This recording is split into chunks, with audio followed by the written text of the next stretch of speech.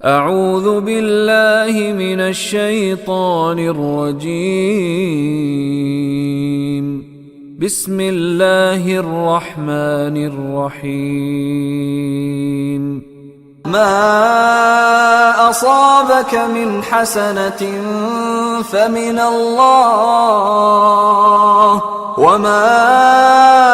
أصابك من سيئة فمن نفسك وأرسلناك للناس رسولا وكفى بالله شهيدا. ما أصابك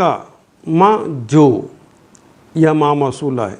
اصابہ کا جو پہنچا ہے کا آپ کو من حسناتن نیکی میں، بھلائی میں، فائدے میں، فمن اللہ پس من اللہ وہ اللہ کی جناب سے ہے، وما اصابہ کا وہ اور ما جو اصابہ کا اور جو ملا ہے تمہیں جس میں مبتلا ہوئے ہو تم من سیئتن کسی برائی میں، کسی بیماری میں، کسی تکلیف میں، فمن نفسک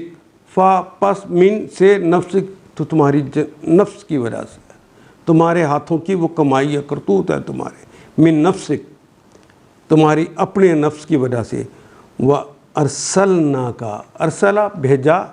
یرسلو وہ بھیجتا ہے یا بھیجے گا، ارسلنا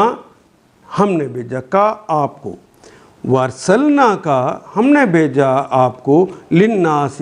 لوگوں کے لیے رسولا رسول بنا کر بھیجا ہے، وَكَفَى بِاللَّهِ شَهِيدًا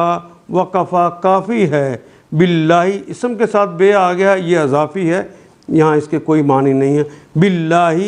وَكَفَى باللہ کافی ہے اللہ شہیدہ گواہ کے طور پر، اللہ ہی کافی ہے تمہارے لیے۔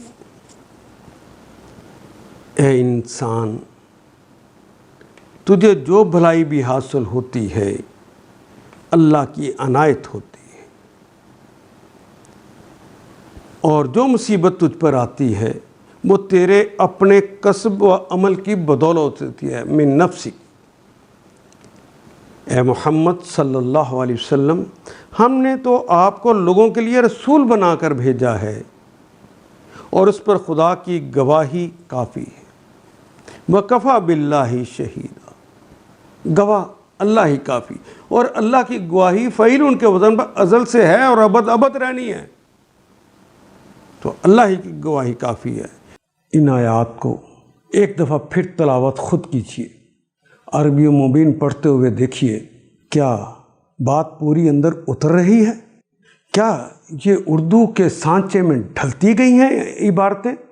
اگر بات سمجھ آنی شروع ہو گئی تو الحمدللہ یہی ہمارا ہدف ہے، اور یہ ہدف پورا ہو گیا۔ اللہ میرا اور آپ کا حامی و ناصر۔ الف لام